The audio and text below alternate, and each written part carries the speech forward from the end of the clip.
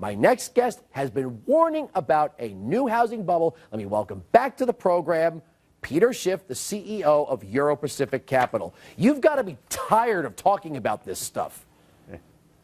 Yeah, well, first of all, there's so many holes in the old bubble that I don't think the Fed is going to succeed in fully inflating it again. But that's what they're trying to do. I mean, they never learned from their mistakes. And as a matter of fact, the federal government is more involved now in the housing market than it was while the last bubble was inflating.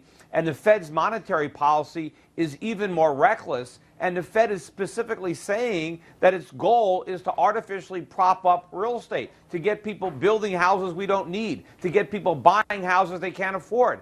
And how are we ever going to stop the stimulus? The Fed has created an economy that is completely dependent on this monetary heroin. They can never stop, of course, until we die of an overdose. I think the last time you were on, we were talking about, QE3 or QE4 and $40 billion a month. Now we're at $85 billion a month. Yeah. So $40 billion bad, doubling down and then some. Worse. Yeah, and you've got people on Wall Street trying to figure out when they're going to reduce the $85 billion. They're not even thinking about that. They're more likely to increase it to $100 billion a month, $125 billion a month. The more drugs we take, the more we need to stay high. So the Fed's going to keep on doing this. Meanwhile, they're pretending that they're going to stop when they forecast inflation to be 2.5%. They're never going to forecast that because it's already higher than 2.5%, and they don't care.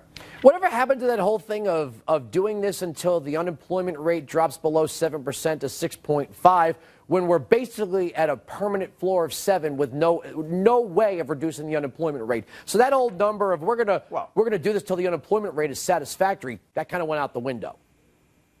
Well, they don't have to worry about that because the unemployment rate is not going to drop substantially below 6.5%. And if it does, it won't stay there. And, we're still at 7.7. But the only reason it's at 7.7 is because millions of people have left the labor force and millions more are settling for part-time jobs instead of full-time jobs.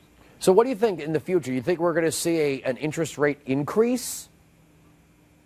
Eventually, we're going to see an interest rate spike. But before that, I think we're going to see a dollar collapse. All right, Peter, thank you so much for stopping by. Coming up, the GOP